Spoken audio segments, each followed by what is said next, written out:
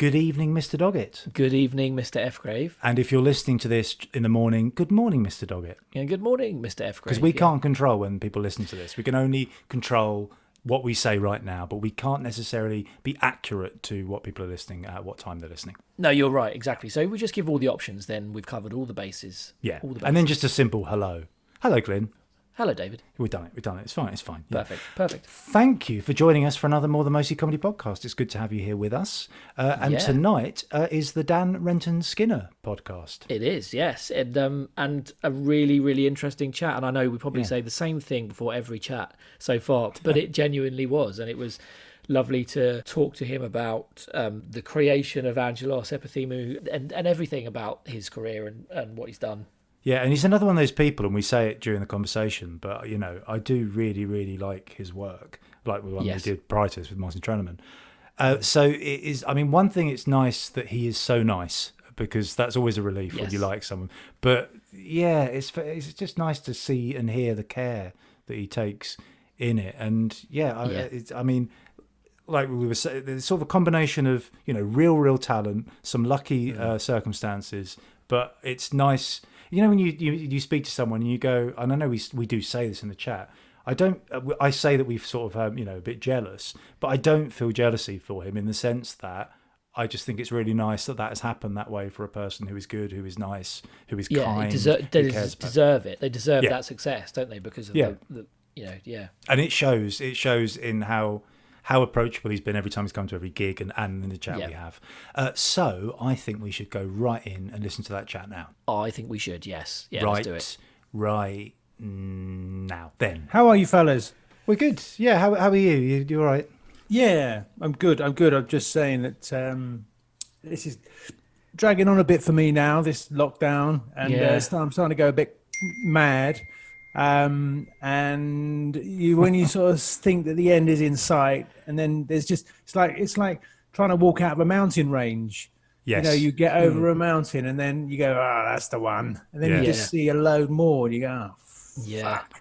I know, it's horrible. And you start off with all the best intentions, especially for myself with the kid, with children with homeschooling. You start off with all the best intentions. It's all planned out. Everything right. It's going to be about 4 or 5 weeks, and then the longer it goes on, the more you just think, I just can't be bothered.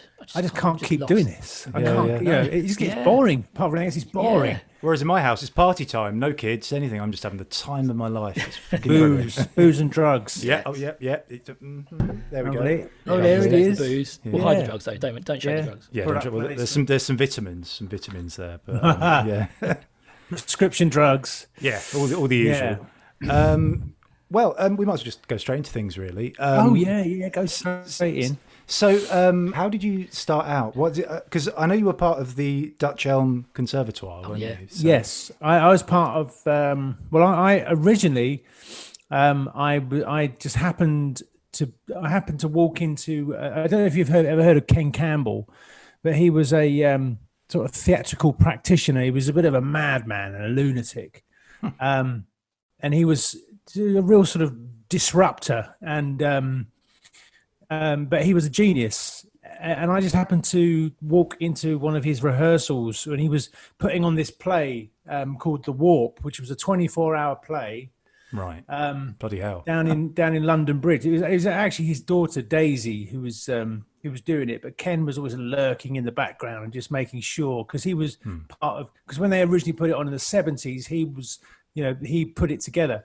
So they were reviving it, and I went into this rehearsal room, and he said, "Oh, come in, you can play this part," because it's a 24-hour play, like there's thousands of parts. Right, yeah. So, so I started doing that really, and just mucking around. And then when I was there doing that, I met two guys who became 3 of the Dutch Elm Conservatoire, and then one of them knew somebody else, and somebody knew somebody else, and then we became 5. Right. And we were 5 originally, and we were all from really different backgrounds, so it was quite novel. We were 5 originally because we just wanted to be able to do stuff, but go off, and it would still have enough people to do our stuff. So we'd go off, but that never happened. None of us ever went off. So we were 5. There was 5 of us, and then we decided to go up to Edinburgh. And I was so naive back then when they said we've got to go to Edinburgh, and I was like, why? What is up there? I didn't really know anything about the Edinburgh Festival. Right. They said we've got to go and do that. I went, oh, okay. So we went up there. We did our show 10:45 at night, and then we'd ended up doing 3 years of Edinburgh, which is a miracle, really. 5 blokes, all from very different backgrounds. Yeah. And just different places in our life, all managing to keep this thing together for 3 or 4 years. Yeah. And in the second year where we did it, we got nominated for the Perrier Award, which was really cool back then. Amazing. Yeah. It's still cool now. I don't know what it's called now. It was the Fosters, wasn't it? And then it's become something else now, isn't it? Yeah, it was the Fosters. Perrier sounds a lot cooler, though. It sounds a lot. Well, the posher. Perrier was the original, wasn't it? That was that's it. You know, that was the one that I remember, or remember hearing about. Yeah. So that was cool, and then that went on, and then I did a double act, and then I just fucked around for a bit, and then Were you coming from an acting background right before all of that? Not really. Were you an actor? I was coming from. I just wanted to do stuff, you know. I just wanted to do. I didn't really know what I knew. I wanted to do comedy and act and what have you, but I didn't know how to do that. I didn't know how to. I wouldn't know how to get into do a casting or an audition. So I just had to sort of bundle my way in, really, and comedy seemed to be the way. And then Angelos was part of that Dutch Elm show. I sort of debuted him in that Dutch Elm show, right. And then that went on. That took on its own life. You know? Just a little bit, yeah. It was cool.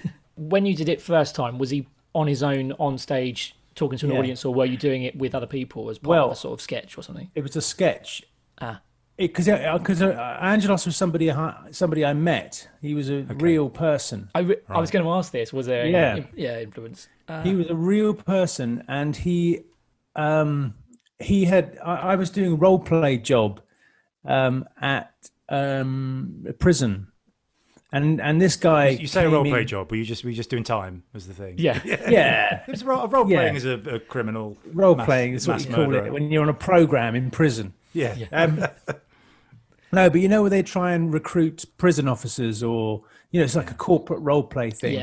Yeah, friends have done that. Yeah. Yeah, and it's a good job. Like as an out of work actor, it's a good job. Keeps the money coming in. And so they put the candidates through these series of role plays rather than do an interview. It means they can get an idea of what they're actually like in these situations. Right. And Angelos was one of the candidates, came in to become prison officer. Actually, with that name as well. Did he have it? Well, his name was. I shouldn't really say. You don't have to say his actual name. No, because it's when you do those jobs, especially those jobs for like prison officers and stuff, you have to sort of sign the Official Secrets Act. Yeah, I suppose. Yeah. But I've told everyone this story, so but I shouldn't say his real name because just to say it wasn't a million miles away from Angelos. Okay. It was very close. But anyway, his interview or his role play was so striking, and odd that I remembered all of it, and I had this character sort of I had this series of words in my head. And I it was like when I finished the day's work, it was like Christmas morning. Because I was going to run off to my mates and say, "Look what I saw today." I do this impression, and we were actually doing a sketch show at the time, and they said, "You've got to put it in a sketch show." Yeah. I said, "There's no way I can put that in the sketch show. It's all sorts of wrong." And they said no, for some reason it's not. It's not wrong. It's okay for some reason. Yeah.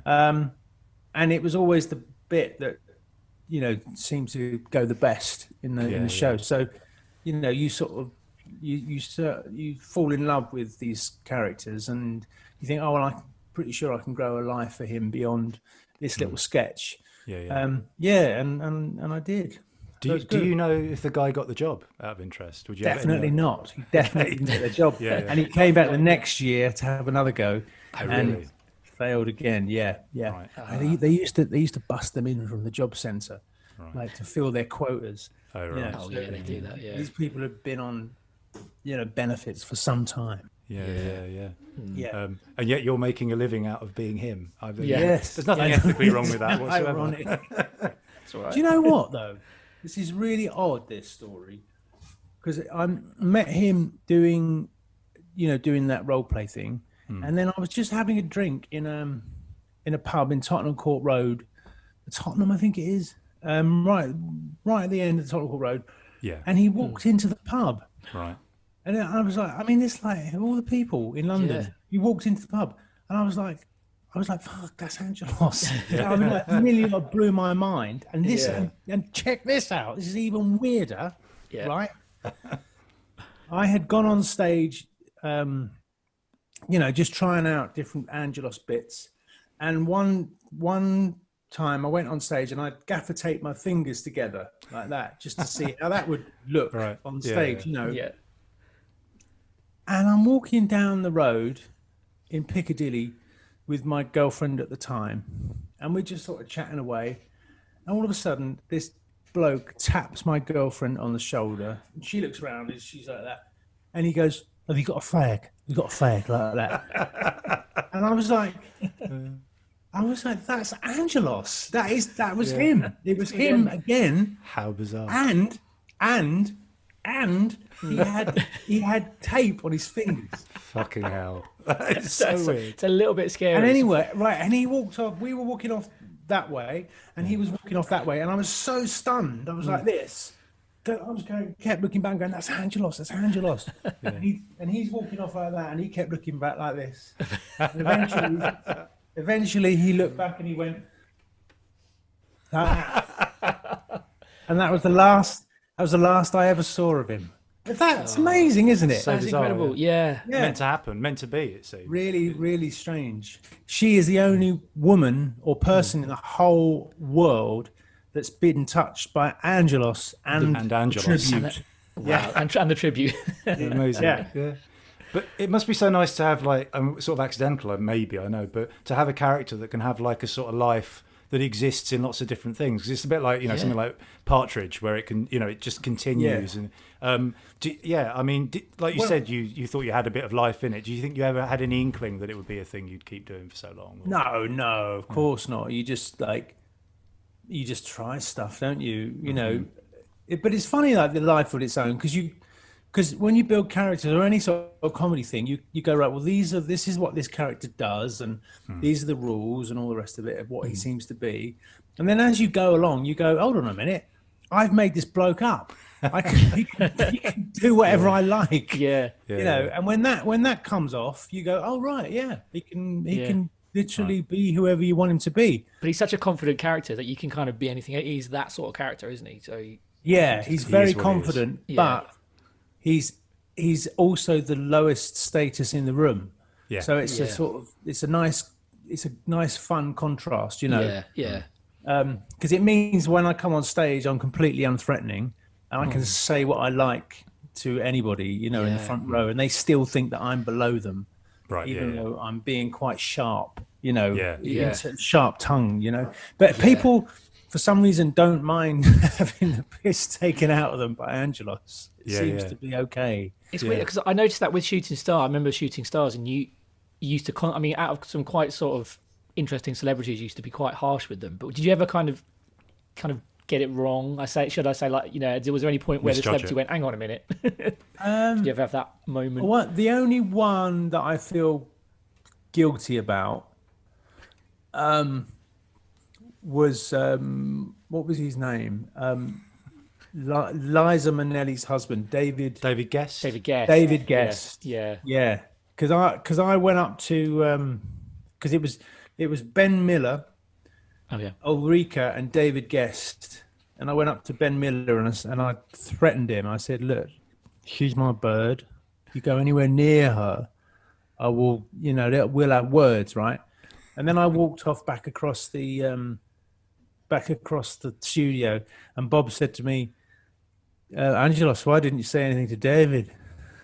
And I just turned and I went, "Well, look at him." And everyone laughed, but I felt that's one of those. I woke up in the middle of the night going, "No, that's actually that's horrible, really." But well, if you're you say David these Guest, things in the moment. yeah, and he's got to be aware on some level of what people Oh, you know think, what? and, He was fine as well, Yeah. because afterwards his manager came up to me and said, "Would you consider doing a road show around Britain with David Guest?" really. And I'm like, "Yeah, show me the contract." You know? Yeah.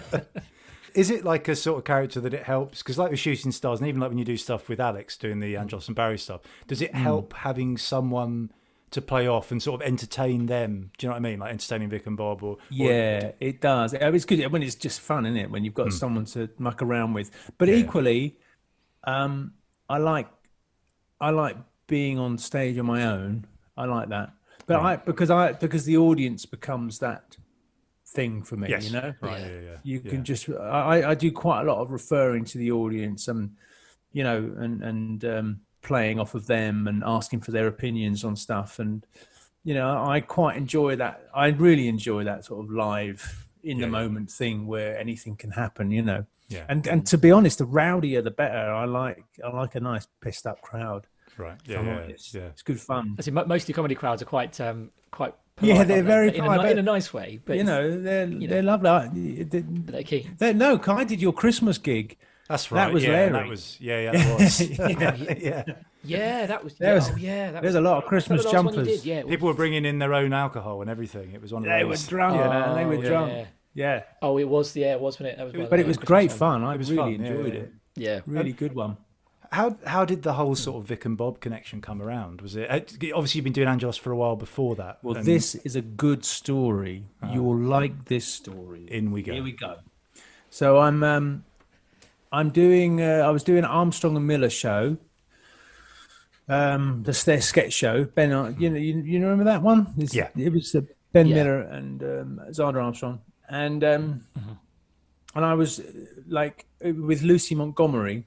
Oh, yeah. And we back. There's loads of hanging around doing that stuff, loads and loads of it.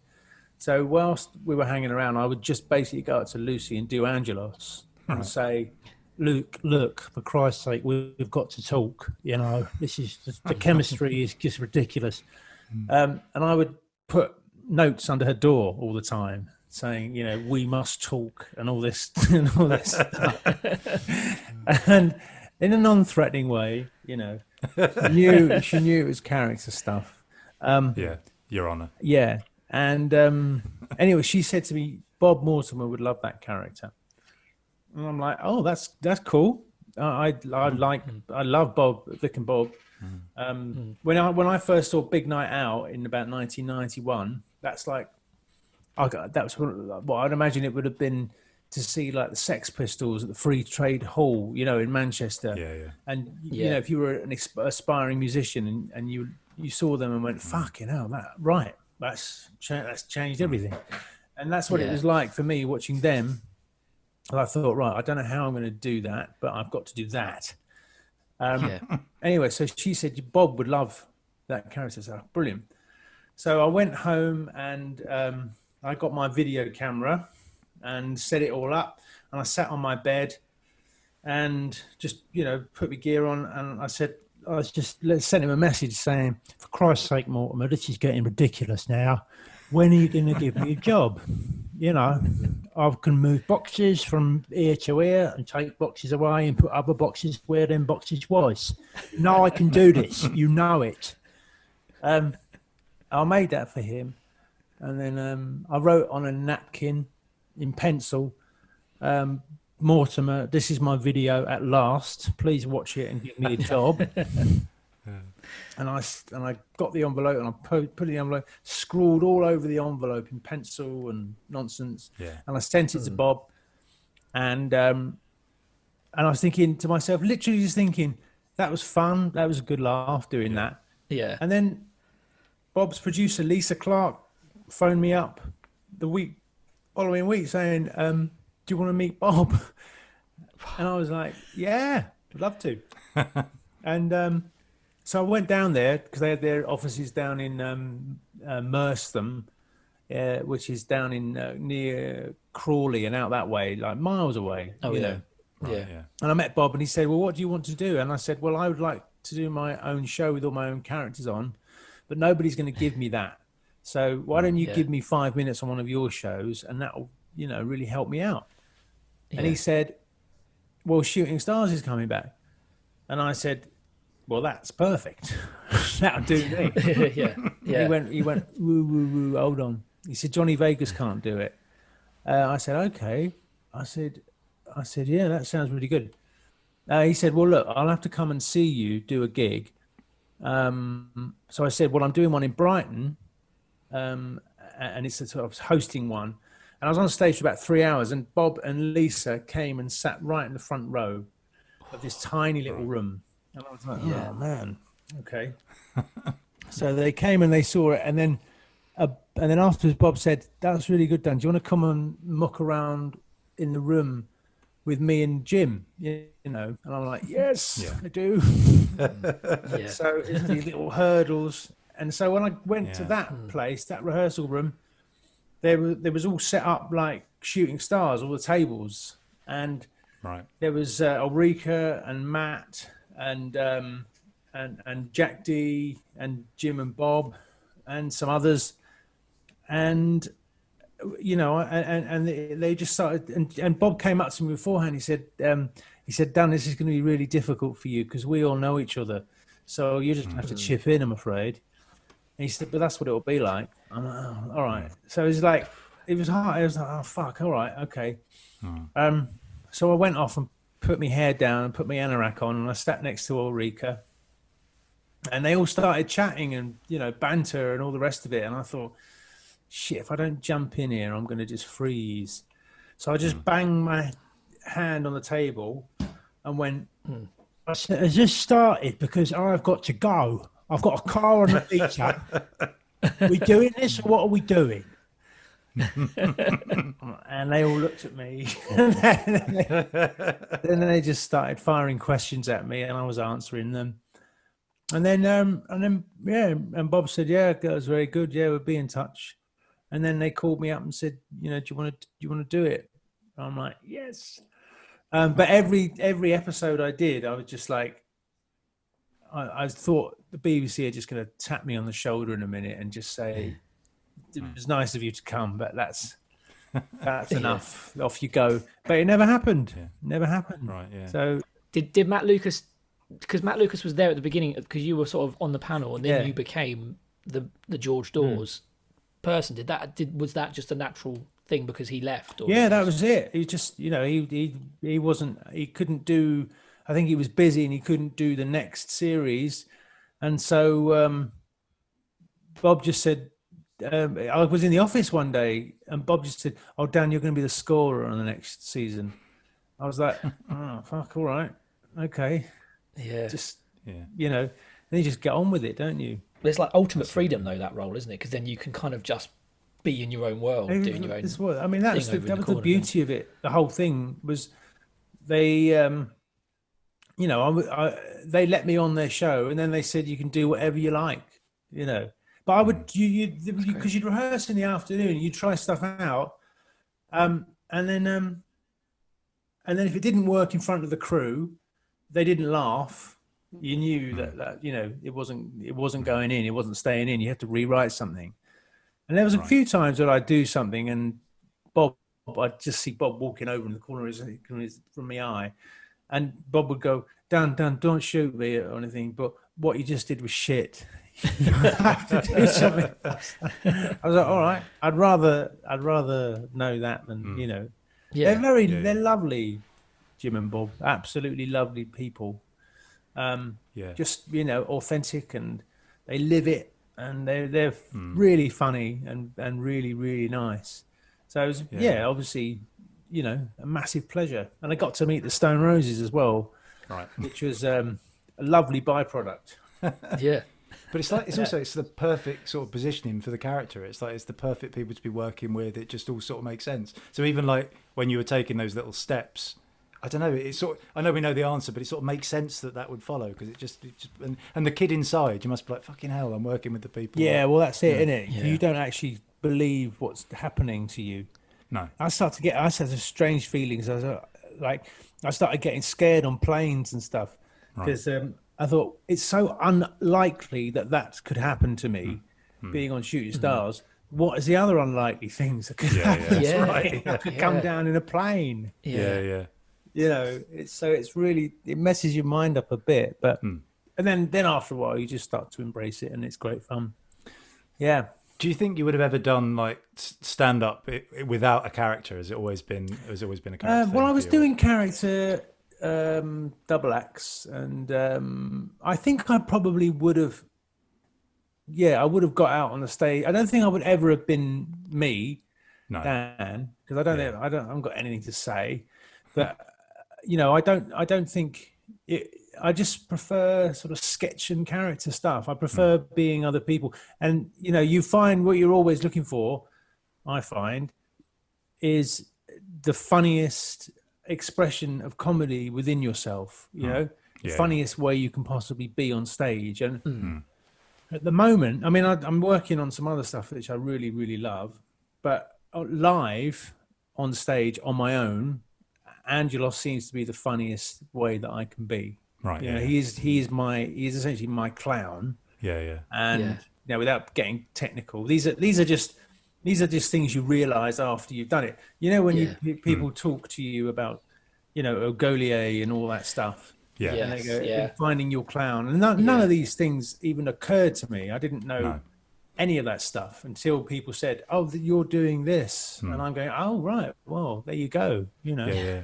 So it's just you know, it's I don't say instinctive, but it kind of just was instinctive. Yeah. I mean, it's based on everything you grow up with and everything you watch and all those things you connect with. Yeah. And, you know, it's got to come from somewhere, hasn't it? Yeah. I'm sure you pair find that as well, you know. But I think it's so sort of lovely to sort of essentially make a career out of something that was self-generated. So, you know, the thing that you invented. I think that's such a nice... And I guess that probably hopefully gives you the confidence to try other things, like trust your instincts, like you say. Well, it does. I mean, it gives you the confidence to do it, but also it's a little bit of a double-edged sword, because you think, well, Angelos has been very, very successful, and I don't know how successful I can be with other stuff I try. Yeah. So you have to stop trying to be successful, and you just have to do stuff that you inside. Like when I first started doing Angelos, I was like, oh, this is like feels absolutely right, you know, connects with me absolutely right. Yeah. You know, and it has to come from in there, doesn't it? Rather than up there. Yeah.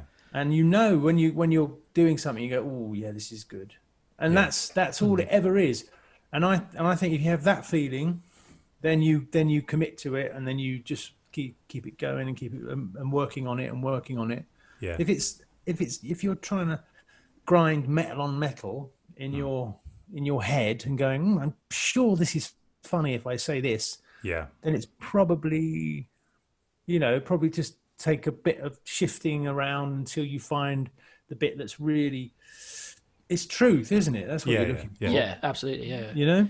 Has it been in any way a hindrance? Is probably a bit too harsh, but has it been in any way sort of difficult then going for other roles and things like that and doing other acting jobs? Have people kind of looked at you and gone, "Oh, you do that?" I don't think so. I mean, for me, it's not for me, because I can just, it's just you just worry about how you're perceived. That's what I mean. You know? Yeah. So how people perceive you, not so much. But I don't know. I mean, it doesn't stop me getting castings and all, that's good. All that stuff. Yeah. But it's not. You know, it's not as fulfilling as writing your own stuff and making your own stuff. That's the, you know, that's really good fun. And being in someone else's stuff is great as well. Yeah. You know, but it's, because I mean, for a start, it's less responsibility. But I don't know if it's as rewarding. Yeah. You know. But also, I think like if you were concerned about how you're perceived, I mean, you're very like, I would say people like Kevin Eldon, who are like very clear. You know, like for example, the character you do in House of Fools is a very different but very clear character, which it's my favourite character in it. In fact, we loved it. Yeah, that's good. Makes me laugh every time, every line, basically. Yeah. Oh, bless you. We came to see that being recorded, actually. Did you? Yeah, we just sort of out the blue. I think it was my first time I'd ever been to see a TV show being recorded live, but it was it was great. It was good one second to go episode, and see. I think. Yeah. Good. I mean, that was great fun as well. Brilliant. Yeah, I presume that just came about as a result of having done the other stuff. Yeah, no, they just asked me to like, do you want to do this? You know, and I went, yes, I do. Yeah.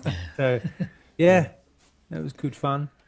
And then and then I was doing sort of serious acting and serious parts and some very serious stuff. It's nice to sort of dip your toe in that. And And now I stopped doing Angelos live for quite a long time. I thought I just can't be this bloke anymore, just for a period of time. So I think it was about 2 years, 2 or 3, maybe longer, 3 or 4 years. I stopped doing any Angelos live stuff. And then one day somebody caught me cold and said, "Do you want to come and do a gig?" Right. And I was like, "Yeah, all right, go on then." I did it, and I was like, "Oh, this is nice." And then the sort of taste came back again. Yeah. And then I thought, right, okay, I'm going to do this for a little while. And so I just done a solo, my first solo Edinburgh show last year for about, I don't know, 9 years, something like that.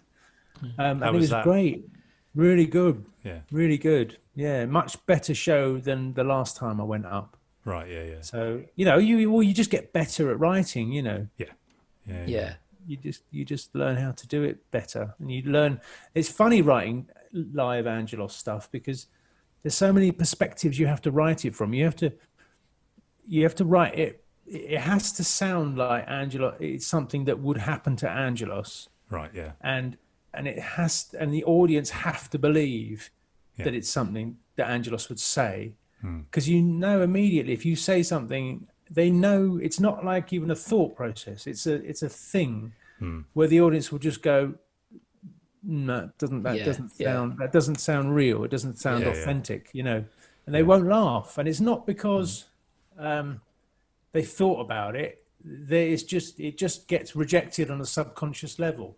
It's really weird. It's the truth thing, isn't it? Like you say, things just ring true. They match. But I think that's what's so lovely. Like, because also working with Alex Lowe doing Barry from Watford, because Barry from Watford is another one of those characters that definitely exists in his universe. Yeah. You know what I mean? It's a real thing.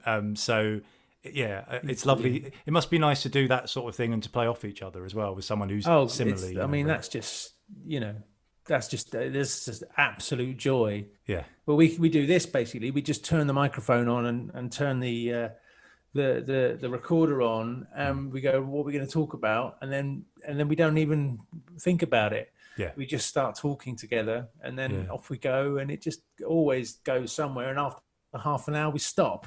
Right. Yeah. Is that how that relationship started as a podcast? Was that with those two characters? It started. Alex was doing an internet radio show on a station called Foo Bar. Oh yeah. And he had to fill 3 hours a week.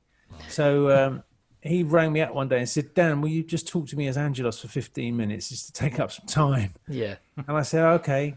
And he phoned me up and we chatted. And we'd never done it before. Angelos had never spoken to Barry, and and afterwards I was like, "Oh, well, that was great fun, wasn't it?" And he said, "Yeah, it was." I said, "Well, look, why don't I come in and present the show with you next week?" And he said, "Yeah, okay." So I went in and we presented loads of shows together. And then that all went wrong, Foo Bar. And then someone said, "Come and do a podcast." So we went and did a podcast, and that was that. That we had a huge audience for quite a long time there. Yeah. And then something else went wrong with that podcast, and we had to change the name of the podcast and take it to a different provider. And I think we lost all our original audience, and so we just build it up again. Yeah. But I mean, it's the same old shit, the same old material, good fun. But we've done 2 live shows as well, 2 structured written shows, and countless live podcasts as well. And that's all. That's all. Were you doing one when this all happened, this lockdown situation, or did you just finish doing a tour? Or I'd finished doing a solo tour, and I was just booking in, and because I just wanted to dip my toe back in the water as Angelos solo stuff, and I'd done a load of that sort of before Christmas, and I was gonna do another one in the autumn, but then I found out we're gonna have another baby then, so I thought I'd best not do that. So it's being booked for early next year. Right. So that's good. That's who I'm confusing it with. As Alex was doing a tour, wasn't he? That's Alex was doing the Clinton Baptiste tour, wasn't he? Of course, yeah. Biggest tour in bloody history. That is. Yeah, it's massive, isn't it? Yeah, I noticed that. Huge tour. Tons of dates on there. Amazing. Yeah. Amazing. I was going to ask as well, I clocked one of the things you've done, it was like the phone-ins for Partridge for like Mid Morning Matters and just sort of interested, like the mechanics of that, how that works. Are you on a phone nearby or? No, you go into a studio and it's all like they give you a bit of paper and say this is what you're going to say. Do you know what? I did that. I did that phone-in stuff, and it was ages before I saw it, and I'd forgotten I'd done it. And I was watching it on the television, and they were doing the phone-in bit, and I was like, I was double taking, going, "That's me."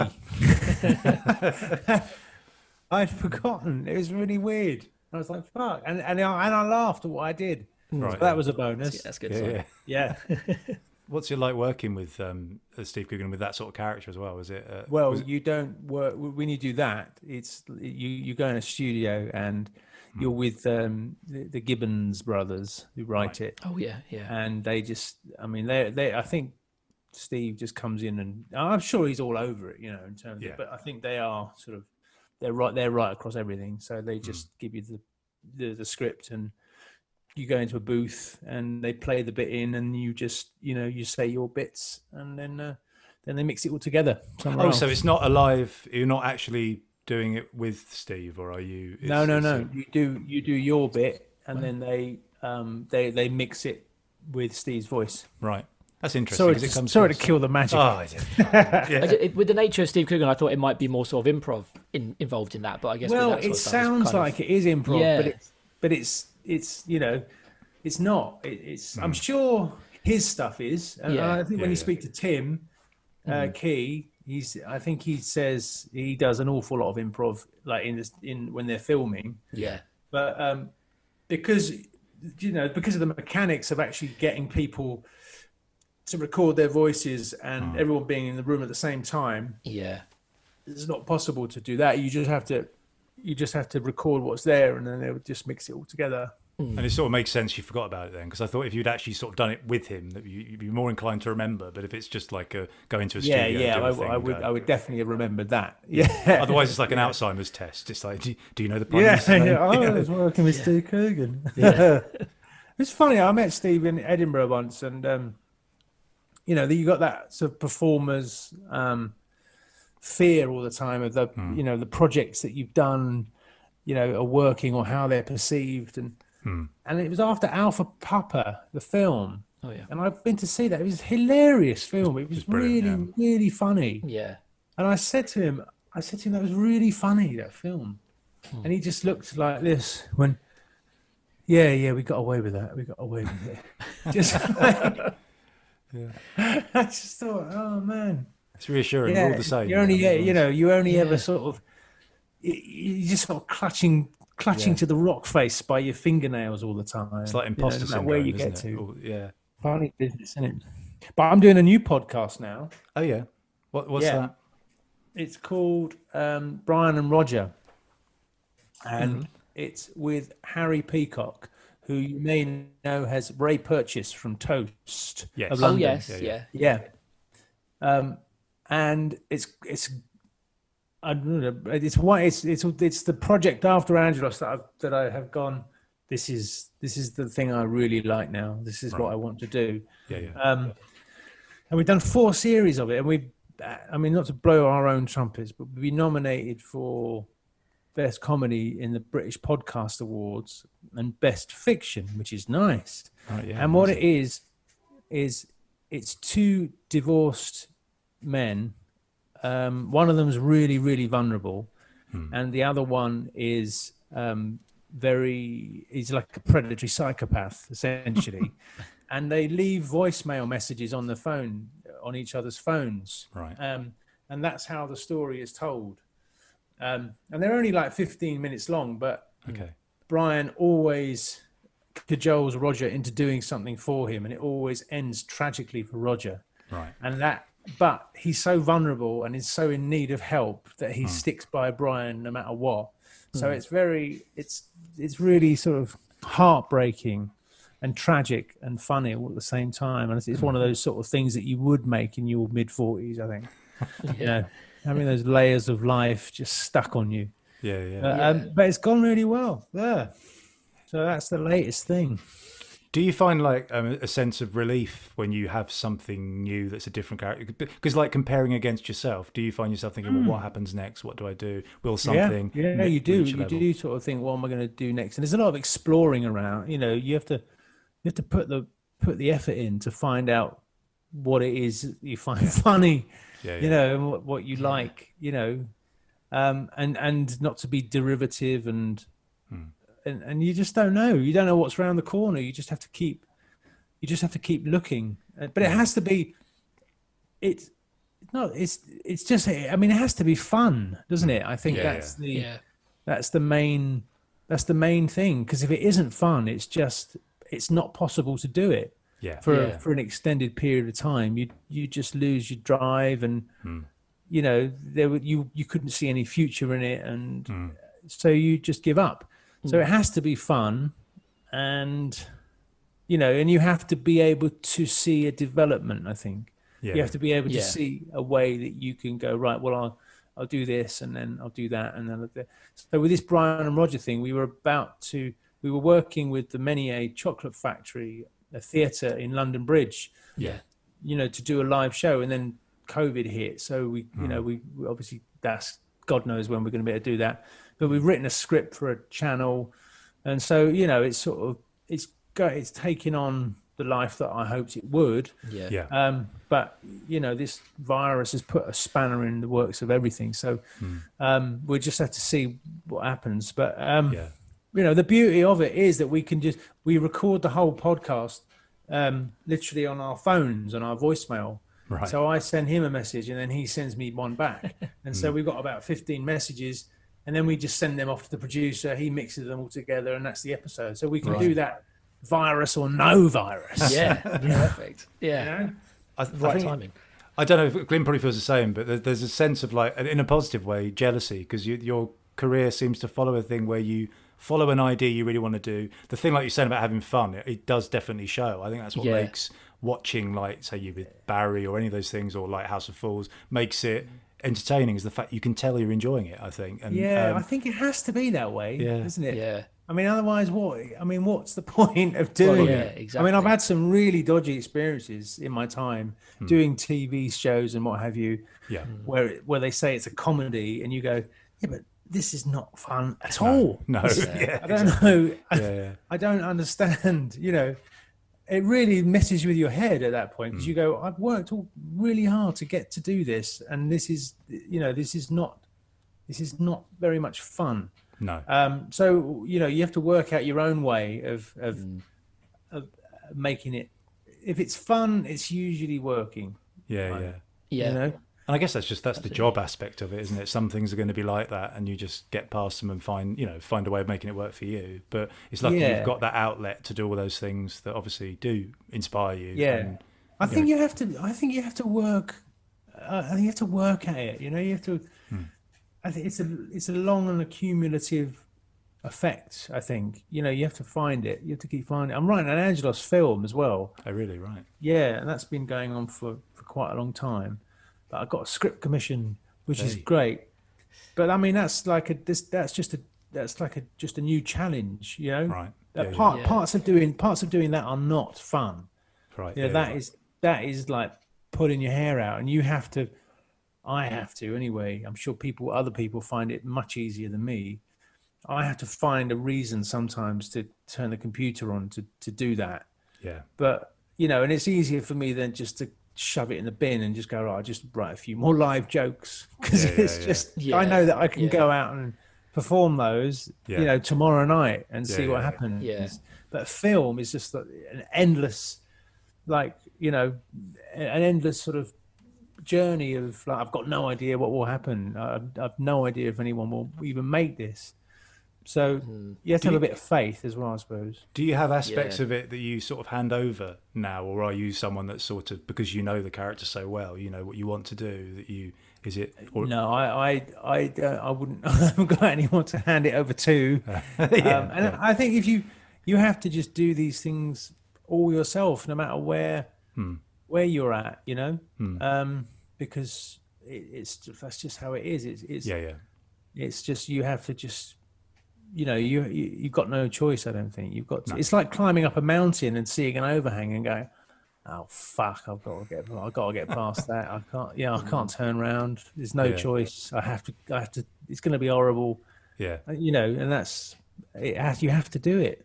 Yeah. You know, that comes from somewhere. I don't know that bit, but you know, it's that pushing yourself thing, isn't it? And doing things you maybe didn't quite ever expect you would do, and then each little step sort of but up. You do that, and then you get to a place and you go, yeah, but I didn't want to do this. I've got no choice to do. You know, if I want to do that, then I've got to do this bit. Yeah, you know, those are strange lessons to learn, I suppose. Do you think it's something you see yourself with that character for a long time? Do you think he'll get, you know, he'll grow older with you?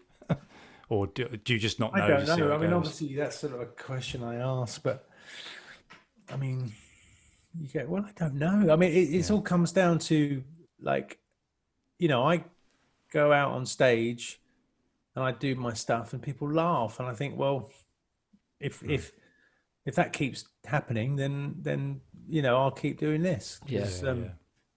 It's as long as I can keep finding new ways of doing it, you know, and I guess that's just jokes, isn't it? It's just jokes. It's writing, and I suppose it's things like doing a film and that sort of like that take it in different directions as well, I suppose. But it's sort of, you have to be very open-minded to just, you know, learn to tap dance or something. You know what I mean? Like, go, right. Well, you know, I think you'll be a juggler now, or it is whatever. You know, reinvention, isn't it, all the time? Yeah, absolutely. And I suppose, has it always been a thing where you sort of never really quite had a plan and it's just gone a certain way? Or Absolutely. I never had a plan. I certainly didn't plan on, you know, you sort of sometimes look around and go, oh, right, this is not, how could you ever plan that? How could you ever plan to come up with Angelos? Yeah. And go on, it sort of comes from a funny old place, isn't it? And it almost like chose you, because like we were in a situation where he walked in, and then you're like, well, I've got to do something with this. Which is wonderful, really. Funny business. I mean, it's, you know, you don't want to, you know, you don't analyze it all too much, but it's just, you have to just, I don't know, just absorb it, I suppose, and just enjoy it. Enjoy it. Yeah.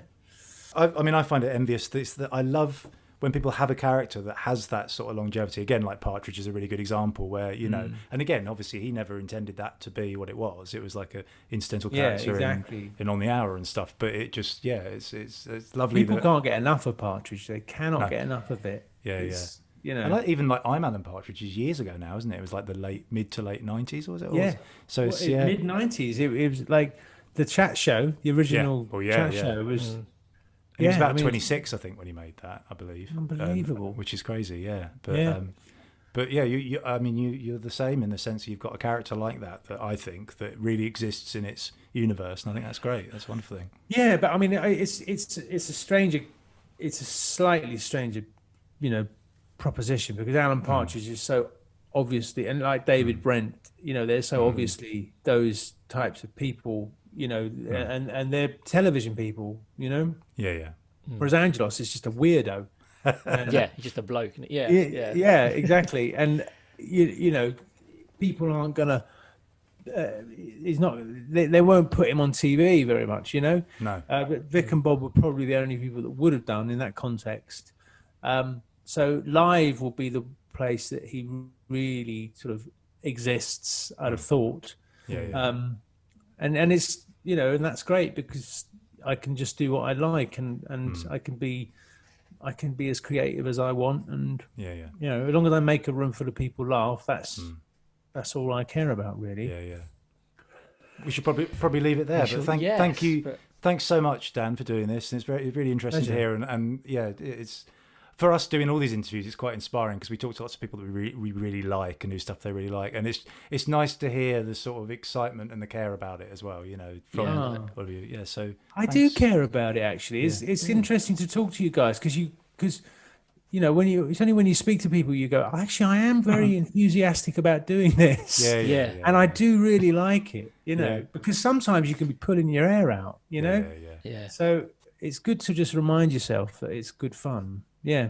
It's like a bit like you were saying about the clown thing and not realising what you're doing. Yeah, sometimes it does take a conversation with someone to go, oh, yeah, no, actually, I do enjoy this. Yeah. So, it's funny. But, and just to sort of get the enthusiasm and go, yeah, no, it's good fun. It is good fun. Especially when you haven't done it on stage for a while as well. You've been sort of having to sit. There's been no audiences recently and that sort of thing. So it's nice to remind yourself. We've just got in the chat that we've got going on here. Pete Haynes says, thanks, Dan. Always good to hear someone talk about enjoying their job. So there we go. Oh, that's nice. Thanks, Pete. Hope you enjoy your job as well. But yeah, thanks so much, Dan. This has been great. And come pleasure, guys. When we're allowed to do a gig again, we'll invite you back. Come back to Hitchin. I would love to come back. Yeah. Thanks. Brilliant. And take care of yourselves. You too. You too. And I'll see you soon, I hope. Yeah, see you soon. Thank you, Dan. Take care. All right, lads. See you later. Cheers. Bye. So there we go. That was Dan Renton Skinner. Certainly was. Yeah. And like we say, very interesting chat. Really good. Once again, and I said this in the last episode, we're sort of really fortunate. I mean, it's the one good thing to come out of this scenario that we're in as we're recording this, the whole lockdown thing. Yeah. But, we would never have had these sort of chats in this level of detail with these people and so many people doing it in quick succession. We hadn't recorded any for about 5 years and we've done something like 6 or 7 in like a couple of weeks. It's crazy. We have. And I hope people are enjoying them. I hope people have enjoyed that chat tonight. I mean, I definitely for us as comedy writer performers, but also just comedy fans, it's just nice to talk to someone who is so good at what they do and find out their process and how it all comes about. And I hope people find it funny as well and find it entertaining because I think it is. I think it has been. Yeah, of course, but it is. Yeah. It's the interest of the detail of it, and also like sort of acting fans. It's good to I mean, I suspected as much because he's a very truthful actor. I think what he does comes from a very real place. Yeah. But it's nice to see that is the thing that drives him, that drives his choices as his character, that drives, like he was saying about the lines. You could have a funny line, but it wouldn't necessarily work for the character, and that's. And the thing about like where he said it was coming from, and you probably because he was visualizing it, but he was sort of putting it in his like stomach, wasn't saying you sort of got to come from here rather than your head. Yeah, and absolutely. I understand that completely. It's like that trust in a bit feeling grounded with it, and it's very interesting indeed. Really interesting for us, if no one else. Absolutely, we enjoyed it. Yeah. It's just an excuse to talk to these people, and we're going to use that excuse. Why not? But if you did enjoy it and you haven't heard any of our previous episodes, there's loads of them up there. Some we recorded, basically over the last sort of 8 years or so. But you'll find them probably where you found this. But all the usual podcasty places. Look up More Than Mostly Comedy. Also visit our website mostlycomedy.co.uk, where you'll find links to it all, and also more information about our gigs as and when we do them. Yeah, absolutely. Which hopefully, maybe by the time you're listening to this, we will be doing them again. So that'll be exciting. Yeah. Or you could be listening to it in some sort of Mad Max scenario where there's just nothing there, or apocalyptic. Well, this is it. Who knows? Who knows what's going on could at the moment? But listening from a different planet when we've like been moved there because it's virus free or something. It's the nice thing about these recordings. I don't know if that's a nice image, but it's nice that they will they will just carry on. They will just be there. They'll outlive us. In theory. But I mean, I don't know who's going to be like hosting them for us then, as in like putting up the files and stuff. I suppose I mean, we'll have who's to going to set be paying some for that legacy thing going. This is it.